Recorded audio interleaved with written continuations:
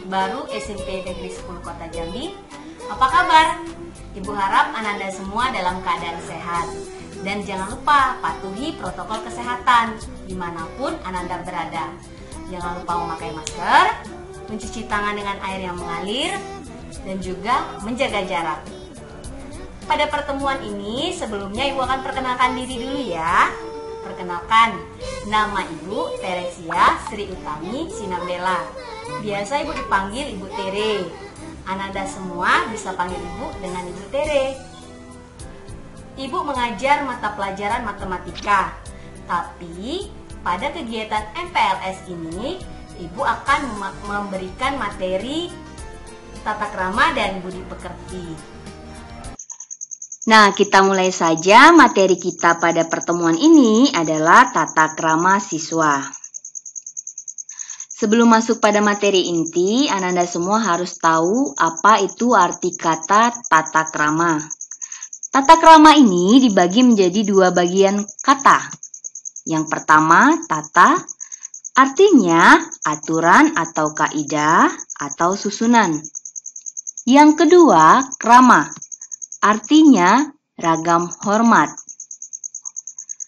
Tata krama atau sopan santun atau etiket yaitu aturan-aturan yang berlaku baik tertulis maupun tidak tertulis dalam pergaulan manusia. Tujuannya yaitu untuk saling menghargai, menghormati, dan melayani sehingga pergaulan menjadi menyenangkan.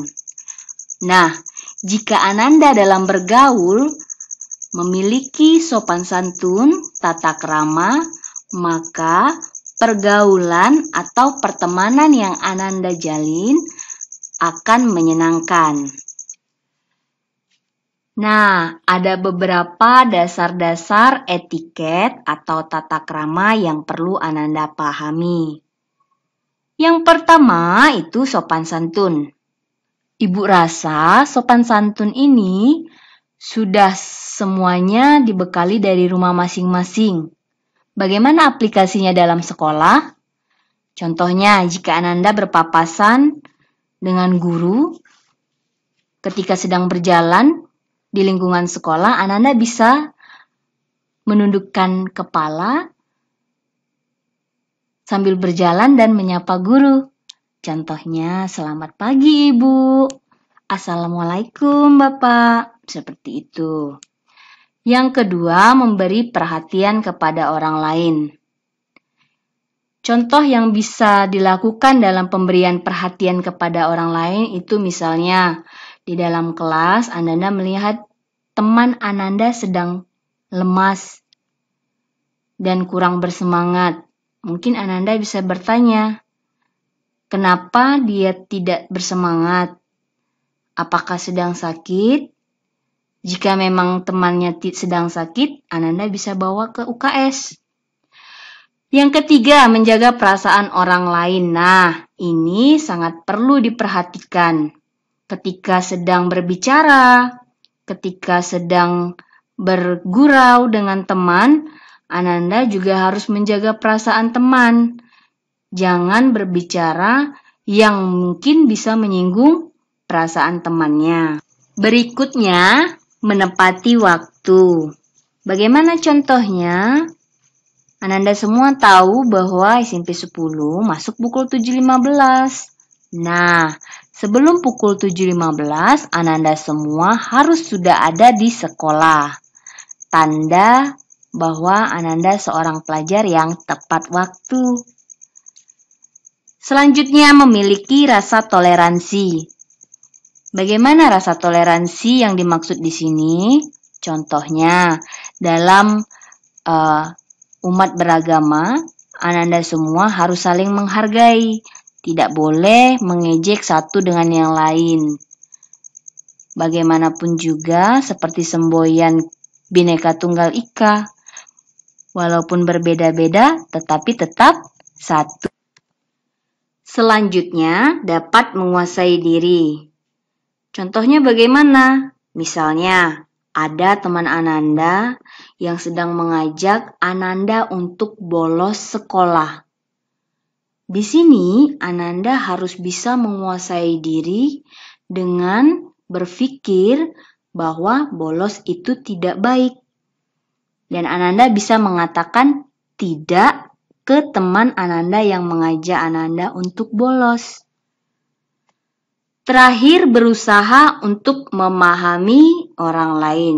Itulah dasar-dasar etiket atau tata krama. Kemudian manfaat tata krama dalam kehidupan manusia. Ada beberapa hal. Yang pertama, membuat seseorang disegani, dihormati, disenangi. Selanjutnya, kemudahan hubungan baik dengan orang lain. Kemudian, memberi keyakinan pada diri sendiri dalam setiap situasi. Terakhir, dapat memelihara suasana yang baik di lingkungan keluarga, sekolah, kantor, dan masyarakat. Tata krama yang perlu diperhatikan. Di sini dibagi menjadi 3 bagian. Tata krama berbicara, tata krama berpakaian, dan tata krama ketika makan dan minum. Coba kita perhatikan untuk tata krama berbicara. Nah, di sini yang pertama, berbicara seperlunya saja atau tidak monopoli pembicaraan. Artinya, Ananda tidak perlu berbicara yang tidak ada tujuannya atau tidak perlu nimbrung atau ikut dalam percakapan orang lain. Yang kedua, jangan mengatakan kata-kata yang dapat menyinggung perasaan orang lain. Ketika berbicara, pikirkanlah terlebih dahulu yang Ananda ingin sampaikan. Apakah perkataan yang akan Anda sampaikan itu bisa menyinggung perasaan orang lain? Jika kira-kira kata-katanya kurang baik, tidak perlu disampaikan. Selanjutnya, hendaklah berbicara jujur, terus terang, tidak mengada-ada. Selanjutnya, jangan menyindir, berlagak sombong, dan merendahkan orang lain. Ananda semua harus saling menghargai sesama teman. Tidak boleh merendahkan temannya. Berikutnya, hendaklah mengucapkan terima kasih atas pertolongan atau pemberian orang lain. Ya, dari kecil juga Ananda semua pasti sudah diajari oleh orang tua ketika diberikan sesuatu atau ketika ditolong untuk berterima kasih. Kemudian, sewaktu orang tua berbicara, hendaklah mendengarkan dengan penuh hormat. Nah, ini di sini dimaksud orang tua bisa orang tua Ananda yang di rumah, atau orang tua yang di sekolah itu guru, atau orang tua yang Ananda temui di luar. Ananda harus mendengarkan dengan penuh hormat. Artinya Ananda tidak boleh memotong pembicaraan, tidak boleh membantah perkataan orang tua. Kemudian jangan menyela pembicaraan. Ini dari tadi sudah Ibu ulang-ulang ya. Tidak boleh membantah atau menyela pembicaraan. Jadi ketika ada yang berbicara, untuk menghormatinya, Ananda mendengarkan. Jangan disanggah. Biarlah temannya atau orang lain itu menyelesaikan apa yang ingin disampaikan. Berikutnya bersikap sopan dan menyapa dengan hormat. Selanjutnya, tidak mengejek, menyindir, mengolok-olok, tidak bicara ketus, omong kotor, berkata kasar, dan tidak boleh memegang kepala teman. Kenapa? Karena hal itu dapat menyinggung perasaan orang lain. Tadi kan sudah Ibu sampaikan juga di atas ya. Jadi hal itu tidak boleh dilakukan. Selanjutnya, Tata krama berpakaian. Apa yang harus diperhatikan dalam tata krama berpakaian? Yang pertama, ketika siswa datang ke sekolah pada hari-hari belajar, diwajibkan memakai seragam sekolah yang sudah ditentukan, yaitu baju putih dan rok atau celana biru dengan kaos kaki putih. Menggunakan sepatu hitam polos tanpa hiasan, menggunakan atribut sekolah. Atribut sekolah itu apa? Ada topi, dasi, tali pinggang, kemudian ada lambang sekolah, dan juga ada logo sekolah. Kemudian baju pramuka lengkap dengan atribut pramuka, sepatu hitam dengan kaos kaki hitam. Baju seragam batik, bawahannya warna putih. Menggunakan seragam olahraga. Nah, seragam olahraga ini digunakan di hari ketika belajar olahraga. Ketika di lapangan, jika di dalam kelas sudah selesai belajar olahraga, Ananda harus mengganti dengan pakaian yang seharusnya dipakai pada hari itu. Kemudian baju Melayu dengan kaos kaki putih. Ini dipakai di hari Jumat.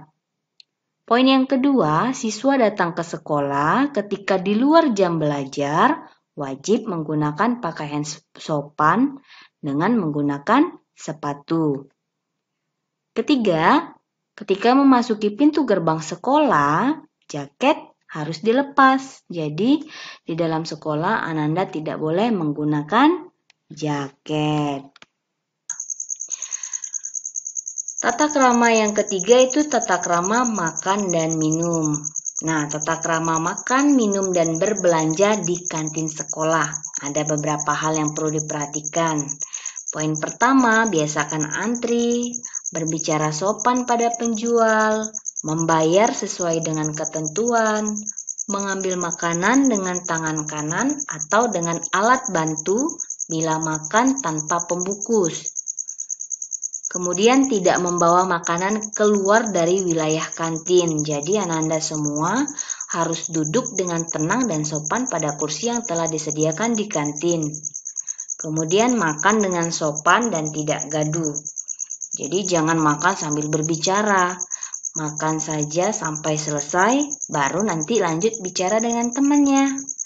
Kemudian membersihkan meja dari tumpahan makanan. Jika Ananda makan, tertumpah makanannya, Ananda bersihkan.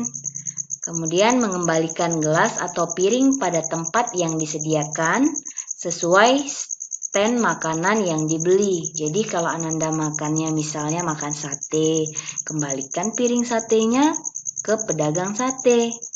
Begitu.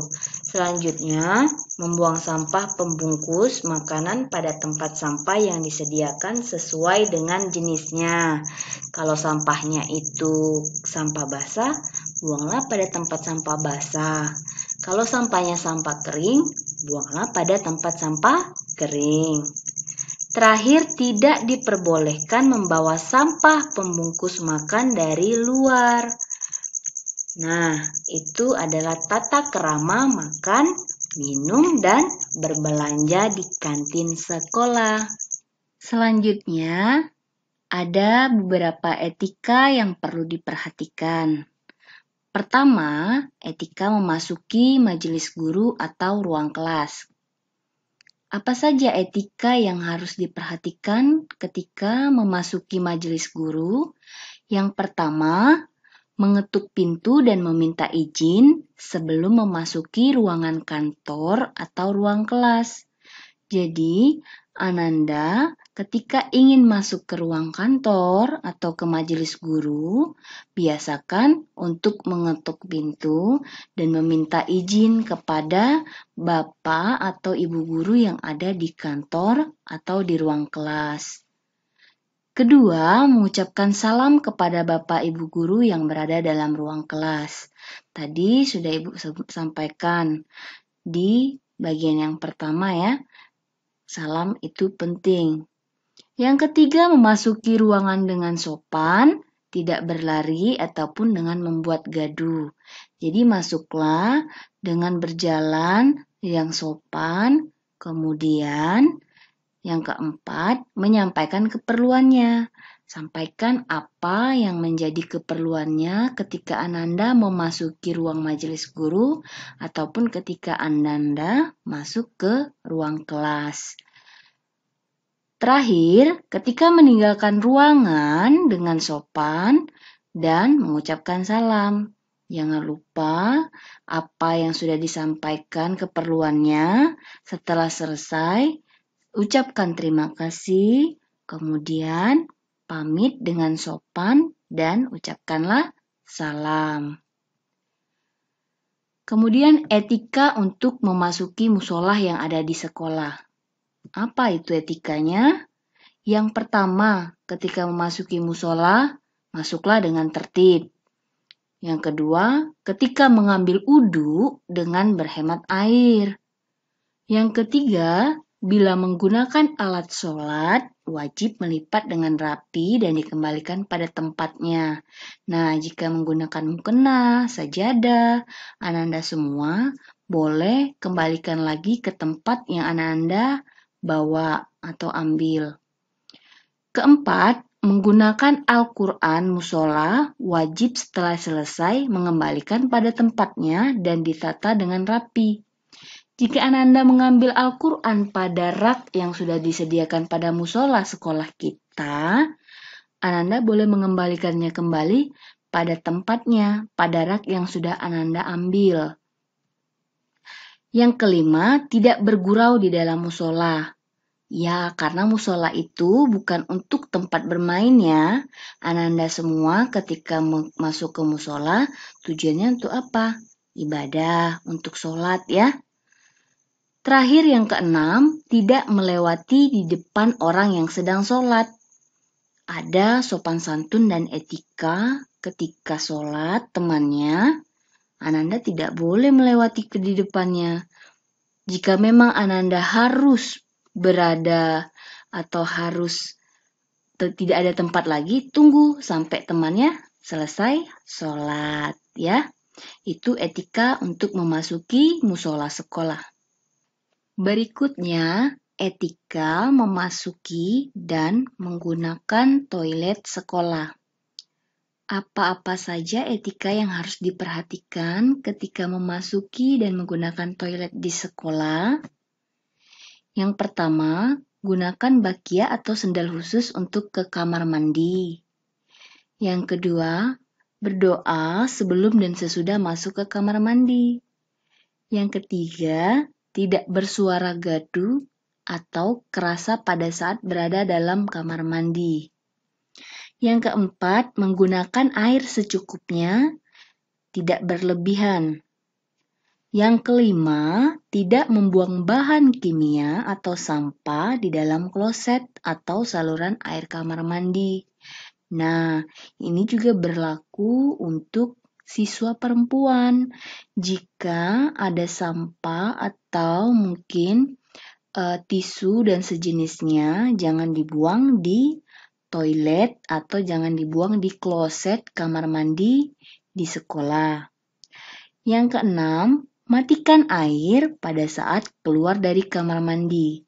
Jadi biasakan ketika sudah keluar kamar mandi, kerannya sudah dimatikan supaya airnya tidak mengalir dan tumpah sehingga mubazir.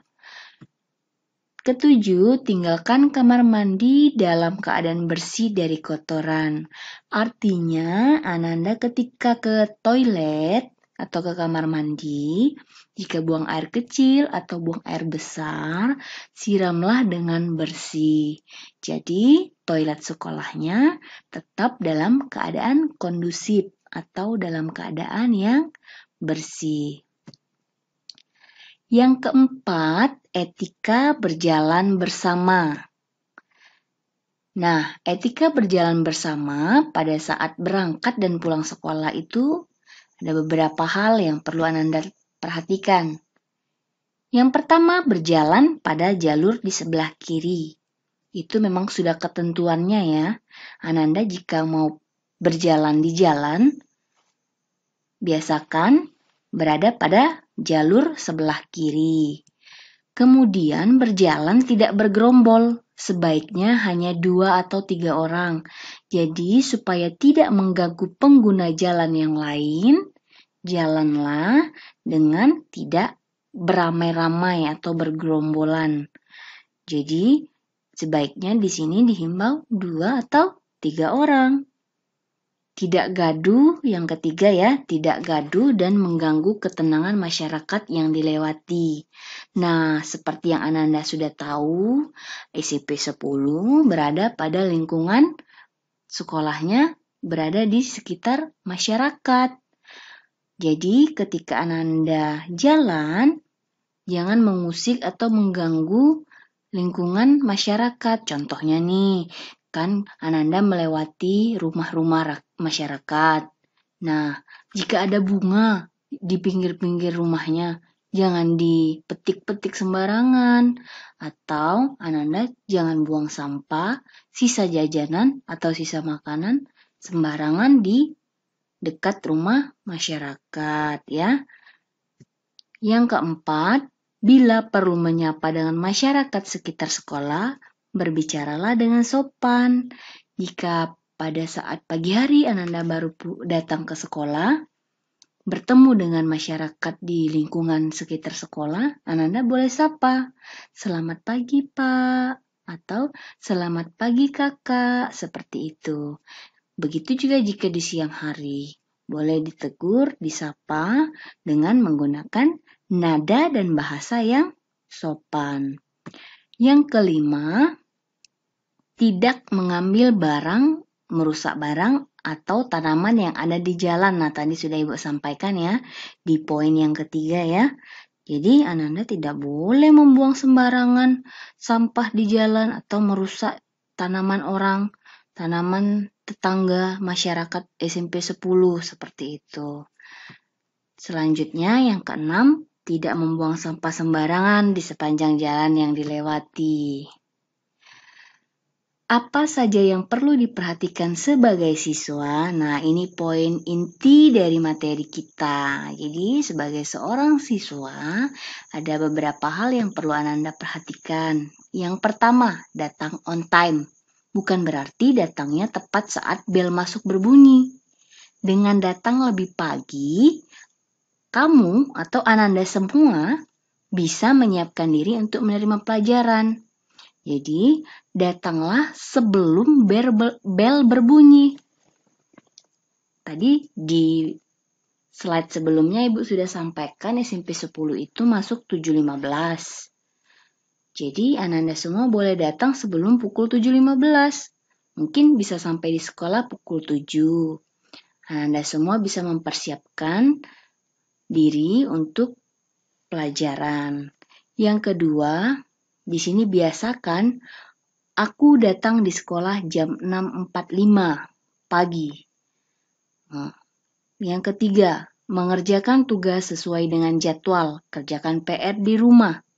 Jangan gunakan saat ini untuk mengerjakan PR atau yang lain. Atur waktumu dengan bijak. Jadi maksudnya di sini, ketika dikasih PR itu artinya pekerjaan rumah. Ya kerjakanlah di rumah. Jangan mengerjakannya di sekolah. Kalau mengerjakannya di sekolah bukan PR namanya. Ya kan? Yang keempat, seragamku harus rapi dan sesuai ketentuan. Tadi sudah Ibu bahas juga untuk masalah seragam. Apa yang dipakai di hari Senin, apa yang dipakai di hari Selasa, dan seterusnya sampai di hari Jumat. Dan juga apa-apa saja atribut yang harus disesuaikan dengan seragam. Kelima, aku tidak akan pernah membolos. Nah, ini penting untuk semua Ananda calon peserta didik baru di SMP 10. Jangan pernah untuk membolos karena itu sangat tidak baik dan juga tidak ada untungnya, ya. Yang keenam, aku menjaga kebersihan dan fasilitas sekolah. Yang perlu calon peserta didik SMP 10 pahami ya, Ananda semua, bahwa SMP 10 merupakan sekolah yang pernah menjuarai sekolah sehat. Jadi, untuk menjaga itu, Ananda semua memulainya dari diri Ananda. Di sini di poin ke-6 dikatakan aku menjaga kebersihan dan fasilitas sekolah. Jadi, ketika Ananda melihat sampah di lingkungan sekolah, boleh Ananda ambil, buang ke tempat sampah. Kemudian, fasilitas yang ada di sekolah dijaga. Jika ada tempat sampah, jangan dirusak. Jika ada bunga, jangan dirusak juga. Kemudian alat olahraga, jangan dimaini sembarangan kemudian dibuat rusak ya, seperti itu. Jadi harus dijaga. Anggaplah fasilitas dan juga lingkungan sekolah kita itu adalah kehidupan atau kebutuhan Ananda masing-masing ya. Yang ketujuh, aku akan tertib di dalam kelas. Nah, ini penting.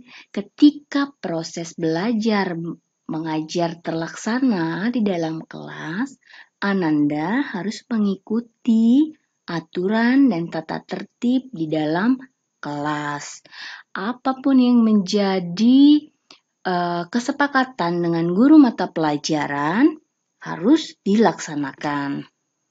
Yang ke-8, aku harus bersikap jujur, tidak mencontek. Nah, ini ketika saat belajar, ulangan, ujian, Ananda tidak boleh mencontek. Harus jujur, karena seorang pelajar itu tidak akan merasa puas jika dianya hasilnya dari hasil mencontek. Nah, contohnya begini, Ananda mengerjakan soal, nilainya 100, tapi dari hasil mencontek. Kemudian Ananda mengerjakan soal lagi, contoh yang kedua, Ananda mengerjakan soal, kemudian nilainya pas KKM, misalnya KKM-nya 75 deh. Nah, kemudian Ananda mengerjakannya sendiri. Mana yang lebih puas? Pasti yang nilai 75 kan? Kenapa? Karena hasil kerja sendiri. Jadi biasakanlah bersikap yang jujur, tidak mencontek. Jika kira-kira kurang paham, setelah selesai Ananda boleh tanya dengan guru mata pelajaran atau dengan teman sejawat, dengan teman sekelas Ananda yang paham ya. Selanjutnya, yang ke-9, aku harus sopan kepada setiap orang. Nah, ini tadi juga sudah Ibu sampaikan di slide sebelumnya ya. Karena seorang pelajar, tandanya pelajar itu apa? Sopan. Tidak hanya kepada orang tua, tapi kepada teman sesama juga harus sopan. Bukan berarti sesama umurnya sama, Bu. Nggak apa-apa deh. Tidak boleh, harus tetap sopan. Kepada yang lebih muda juga harus tetap sopan, ya. Karena sopan itu berlaku untuk setiap orang. Yang ke-10, aku tidak akan pernah merokok. Nih, jangan coba-coba untuk anak laki-laki untuk merokok, apalagi anak perempuan. Ya, merokok itu hanya merusak paru-paru Ananda saja. Tidak ada keuntungan yang lain. Tidak tambah ganteng dan juga tidak tambah cool. Malahan Ananda jadi kurang maco kalau ngerokok ya. Yang ke-11, aku tidak akan pernah mencuri dan berkelahi. Nah, ini juga tidak baik, tidak perlu dilakukan. Kemudian yang ke-12, menghormati kepala sekolah, bapak, ibu guru, dan juga karyawan TU SMP Negeri 10 Kota Jambi. Yang ke-13, menghormati teman dan kakak kelas. 14, mengikuti kegiatan di sekolah. SMP 10 sering melaksanakan kegiatan, baik itu kegiatan keagamaan, kegiatan olahraga, kesehatan. Jadi Ananda semua harus mengikuti kegiatan apa saja yang dilaksanakan di sekolah kita ya. Terakhir, mengikuti upacara bendera. Nah, dikarenakan sekarang kondisi kita sedang pandemi, maka upacara yang biasanya dilaksanakan itu untuk sementara tidak dilaksanakan dulu. Tapi jika pandeminya berakhir, kita akan melaksanakan upacara. Untuk itu Ananda harus mengikutinya dengan hikmat. Nah, sampai di sini materi pertemuan untuk etika dan tata krama siswa. Semua yang sudah Ibu sampaikan pada pertemuan ini, semoga Ananda semua dapat melaksanakannya dan juga Ananda dapat mengikuti materi MPLS berikutnya. Kepada seluruh calon peserta didik baru di SMP Negeri 10 Kota Jambi, Ibu himbau untuk tetap menjaga kesehatan dengan mematuhi protokol kesehatan. Di masa-masa saat ini, Ananda semua harus bisa menjaga imun tubuh agar tetap dalam keadaan fit ya. Sampai berjumpa kembali, semoga kita bisa bertemu secara tatap muka di sekolah ya. Salam sehat semuanya, selamat pagi.